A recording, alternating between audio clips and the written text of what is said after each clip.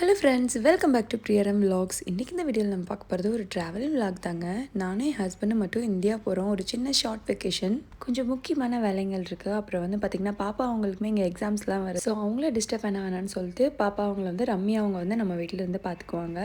So நானும் ஹஸ்பண்டும் மட்டும்தான் போனோம். கரெக்டாக வியாழக்கிழமை போயிட்டு சண்டே ஈவினிங் மறுபடியும் அங்கேருந்து ரிட்டர்னுங்க. Monday morning flight. 3 நாள் தான்.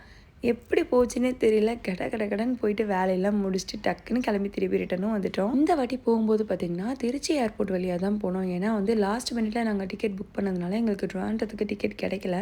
சரி ஓகேன்னு சொல்லிட்டு ஆல்டர்னேட்டாக கொஞ்சம் நியர்பையாக எங்கன்னு பார்க்கும்போது த்ரூ ஃப்ளைட் வந்து திருச்சிக்கு இருந்துச்சு வியாழக்கிழமைங்கிறதுனால. அதுவும் நாங்கள் திருச்சி ஏர்போர்ட்டுக்கு வந்து போனதே கிடையாது. ஒரே ஒரு வாட்டி கொரோனா டயத்தில் வந்து அங்கேருந்து ரிட்டர்ன் வந்திருக்கேன் நானும் பசங்களும் மட்டும். பட் என் ஹஸ்பண்ட் வந்து திருச்சி ஏர்போர்ட்டுக்கு போனதே கிடையாது. சரி ஓகே, அதையும் போய் எப்படி தான் இருக்குன்னு பார்த்துடலான்னு சொல்லிட்டு தான் அங்கிட்டு கூடி புக் பண்ணிட்டோம். கிருத்திகா அனுஷ்கா ரொம்பவே இருந்தாங்க. ஏன்னா அவங்களுக்கு வந்து எப்படி சொல்கிறது, வரணும்னு ஆசை இருக்குது. வந்தால் ஸ்டடீஸ்லாம் கொஞ்சம் வந்து ஸ்பாயில் ஆகுமே அப்படின்னு நினச்சிட்டு சரி ஓகேன்னு சொல்லிட்டு 2 மனசாக இருந்தாங்க. ஒரு 2 நாளைக்கு முன்னாடி வரைக்கும் ஓகேவாக இருந்தாங்க. கிளம்புற அன்றைக்கி வந்து 2 பேருமே டல்லாக ஆகிட்டாங்க. உள்ளே போயிட்டு பார்த்திங்கன்னா லக்கேஜே இல்லைங்க. சும்மா அதோ ஒரு 25-30 கிலோ கூட இல்லை. ஒவ்வொரு வாட்டி இந்தியா போகும்போது லக்கேஜ் பத்தாமல் கொண்டு போவோம். இந்த வாட்டி வெறுங்கையை வீசிட்டு போகிற மாதிரி தான் இருந்துச்சு. இந்த பேக்கேஜுமே எதுக்கு எடுத்து வச்சுட்டோன்னா திருப்பி வரும்போது சாமான்லாம் வாங்கிட்டு வரணும் இல்லையா, அதுக்காக கொண்டு போகிற மாதிரி தான் கொண்டு போயிருந்தோம். ஸோ நல்லபடியாக பார்த்திங்கன்னா வெயிட்டெல்லாம் போட்டு முடிச்சுட்டு போர்டிங் எல்லாம் வாங்கியாச்சு. ஸோ பாப்பா அவங்களுமே வந்து டாட்டா பாபாய் சொல்கிறதுக்கான டைம் வந்துச்சு. கொஞ்சம் அப்செட்டாக தான் இருந்தாங்க. பட் எனிவே கொஞ்சம் பெரிய பிள்ளைங்களாயிட்டாங்களா, அண்டர்ஸ்டாண்ட் பண்ணிக்கிடுவாங்க. லாஸ்ட் டைம் கிருத்திகா சடங்கும் இந்த மாதிரி கொஞ்சம் அரேஞ்ச்மெண்ட்ஸ்லாம் பண்ண வேண்டியது இருந்துச்சு. அதனால் வந்து நாங்கள் போகும்போது கிருத்திகா கொஞ்சம் ஒரு அளவுக்கு ஓகேவாக இருந்தால், அனுஷ்கா ரொம்ப டல்லாக இருந்தா. ஏன்னா அவள் இன்னும் 2 இயர்ஸ் சின்ன பொண்ணாக இருந்தா இல்லையா. ஸோ இந்த வாட்டி கிருத்திகா ரொம்ப ஃபீல் பண்ண ஆரம்பிச்சிட்டா. டல்லாகவே இருந்துச்சு. சரி ஓகேன்னு சொல்லிட்டு கொஞ்சம் அப்படியே மியூச்சுவலாக பேசி செஞ்சு சரினா அவங்களுக்கு டாட்டா பாய் பாய் சொல்லிவிட்டு அனுப்பி விட்டாச்சு. உள்ள இமிக்ரேஷன்லாம் முடிச்சுட்டு நேராக அடுத்து டியூட்டி ஃப்ரீ செக்ஷன் தாங்க போயிருந்தோம்.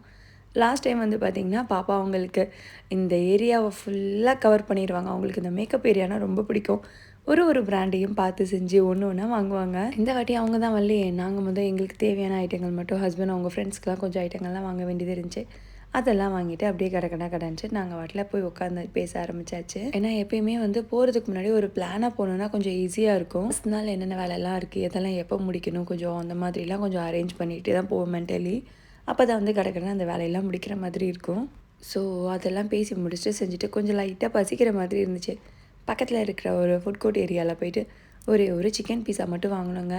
ரொம்ப மோசமாக இருந்துச்சு. ரொம்ப ட்ரையாக இருந்துச்சு. என்னடா இது, இவ்வளோ பெரிய ஏர்போர்ட்டுக்குள்ளே கூட கொஞ்சம் நல்ல சாப்பாடு கொடுத்தா இன்னும் கொஞ்சம் நல்லா இருக்குமே அப்படிங்கிற மாதிரி தோணுச்சு. எப்பயுமே இந்த பாப்பா அவங்க வந்தால் மெக்டொனால்ட் இல்லை கேஎஃப்சியில் தான் வாங்குவாங்க.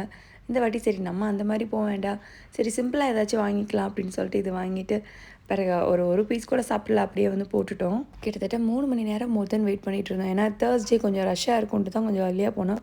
பட் அன்றைக்குமே வந்து ரொம்ப ஃப்ரீயாக இருந்ததுனால அப்படியே நாங்கள் வாட்டில் ஒரு கடையாக ஏறி இறங்கி என்ன ஏதுன்னு சொல்லிட்டு பார்த்துட்டே இருந்துட்டு கடைசியில் ஒரு 1/2 ஹவருக்கு முன்னாடி வந்து எங்களுக்கு காலிங் கூப்பிட்டாங்க. நாங்களுமே வந்து எங்கே போயிருக்கணுமோ அந்த C9 அப்படிங்கிற கவுண்டரில் போயிட்டு நாங்கள் உட்காந்தாச்சு.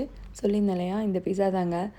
இனிமேல் வந்து போனால் தயவுசெய்து யார் இந்த சைடு வாங்கிடாதீங்க, ஏன்டா வாங்கின மாதிரி இருந்துச்சு, இதுக்கு மெக்டொனால்ட் கேஎஃப்சியே ஓகே அப்படிங்கிற மாதிரிக்கு ஃபுல் அண்ட் ஃபுல் ட்ரைங்க. அப்புறம் என்னோடய வாய்ஸை மட்டும் கொஞ்சம் அட்ஜஸ்ட் பண்ணிக்கோங்க. ரொம்ப ஷார்ட் வெக்கேஷன், அதுவும் இங்கே அங்கேன்னு சொல்லி அலைஞ்சதா தண்ணி மாற்றி குடித்து வாய்ஸ் வந்து ஒரு மாதிரி கரகரன்னு ஆயிடுச்சு. அதனால வந்து கொஞ்சம் அந்த வாய்ஸை மட்டும் அட்ஜஸ்ட் பண்ணிக்கோங்க. ஸோ இது வந்து நம்ம அந்த C9 கவுண்டர் சொன்னோம் இல்லையா, அதுக்கு போகிற வழியில் உள்ள அந்த ஏரியா. ஸோ மஸ்கட்டில் இந்த ஏர்போர்ட் எப்போ கெட்ட ஆரம்பித்தாங்க, எப்படி என்னங்கிறது, மஸ்கட் எப்படி டெவலப் ஆச்சு அப்படிங்கிற அந்த ஃபோட்டோ ஃப்ரேம்ஸ் எல்லாமே வந்து அங்கே இருக்கும். எனக்கு இங்கே உள்ளதுலேயே வந்து ரொம்ப பிடிச்சமான ஏரியானா இந்த எஸ்கலேட்டர் போகிற ஏரியா தாங்க. அப்படியே அழகாக இந்த ப்ளூ கலர் லைட்டிங்குள்ளே அந்த தென்னை மரம்லாம் அப்படி இருக்கிற மாதிரி நம்ம போகிற மாதிரி ரொம்ப சூப்பராக இருக்கும் பார்க்குறதுக்கேன்னு.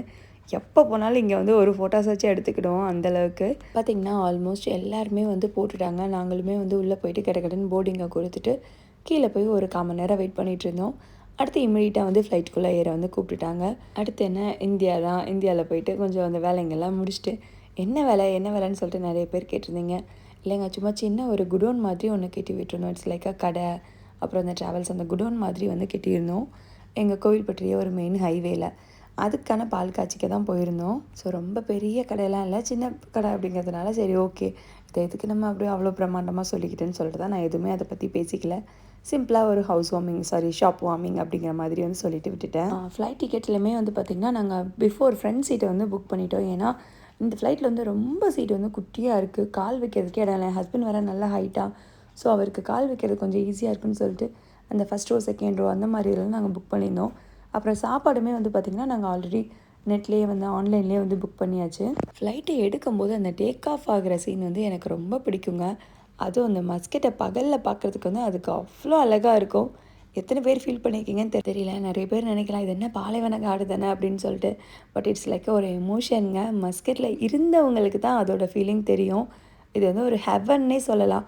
அந்தளவுக்கு ஒரு சூப்பரான நாடு. நான் என்னோடய ஷார்ட்ஸில் கூட சொல்லியிருப்பேன்.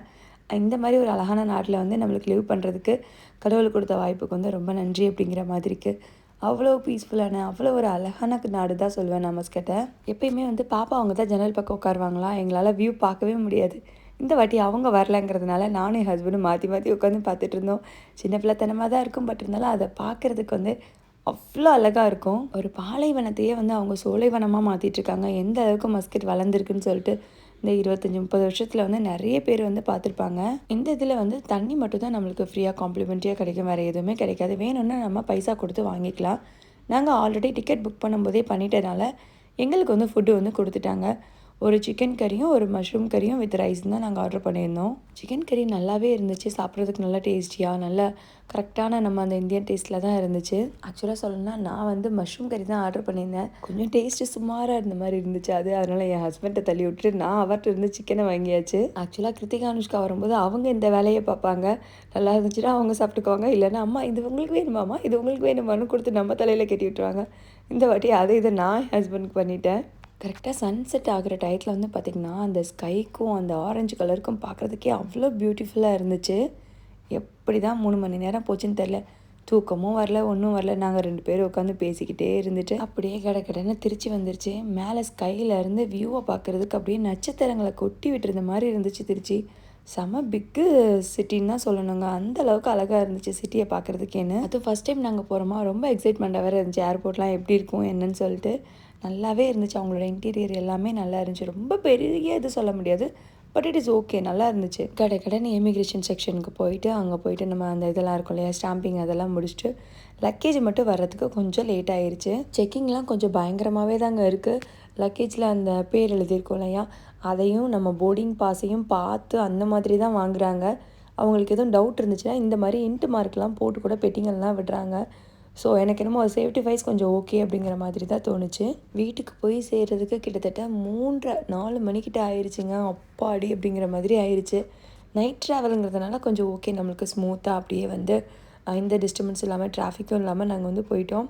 நான் சொல்லியிருந்தேன் இல்லையா, இது தாங்க எனக்கு பார்க்குறதுக்கே அவ்வளோ பிடிச்சிருந்துச்சு. அந்த தேர் அதெல்லாம் வந்து அப்படியே நம்மளுடைய கலைநயத்தை வந்து காமிச்ச மாதிரி இருந்துச்சு. திருச்சினாலே இவங்க எல்லாத்துக்கும் தெரியும், டெம்பிள் சிட்டி அப்படிங்கிற மாதிரி தான் சொல்லுவாங்க. நிறைய கோவிலுங்கள் இங்கே இருக்குமாங்க அந்த சுற்றுவட்டார ஏரியாலாம். ஸோ ஏர்போர்ட் வாசல்லே கூட ஒரு கோபுரம் மாதிரி நல்லா அழகாக வச்சுருந்தாங்க. ஸோ எங்களை பிக்கப் பண்ணுறதுக்குமே வந்து பார்த்திங்கன்னா கந்தசாமி அண்ணாவும் ரெடியாக வந்திருந்தாங்க. நம்மக்கிட்ட ஊர் சிம் இருக்கிறதுனால நாங்கள் கீழே லேண்ட் ஆன பிறகு தான் காலே பண்ணோம். ஸோ அண்ணனுமே டக்குன்னு வந்துட்டு லக்கேஜெலாம் எடுத்து வச்சுட்டு கிளம்பிட்டோம். நல்லா பசி ஆரம்பிச்சிருச்சுங்க. சரி போகிற வழியில் ஏதாச்சும் பேக்கரி இருந்தால் அந்த பேக்கரியில் அப்படியே சாப்பிட்டு போயிடலாம் அப்படின்னு சொல்லிட்டு தான். அந்நேரம்னு பார்த்து ஒன்றுமே இல்லைங்க. பேக்கரி நிறைய பேக்கரிஸ் வந்து மூடிட்டாங்க. கிட்டத்தட்ட ஒரு 1 ஹவர் மோர் தென் 1.5 ஹவர்ஸ் கிட்டே போகும்போது தான் இந்த கஃபே ஒன்று இருந்துச்சு.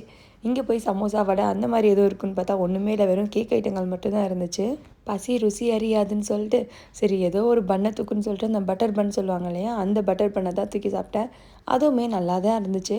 ஆனால் என்ன டீ கூட கொஞ்சம் வந்து காம்பினேஷன் செட் ஆகலை. அப்புறம் வேறு என்ன ஸ்பைஸியாக இருக்குதுன்னு கேட்டோன்னா உருளைக்கிழங்கு சிப்ஸ் இருக்குமா, நாங்கள் தூக்கூட அந்த செலத்தன்னு சொல்லிட்டு அந்த உருளைக்கிழங்கு சிப்ஸ் மட்டும் ஒரு 100 கிராம் வாங்கிட்டு முதல்ல பண்ணை சாப்பிட்டுட்டு அப்புறம் சிப்ஸு அதுக்கப்புறம் டீ குடிச்சிட்டோம்.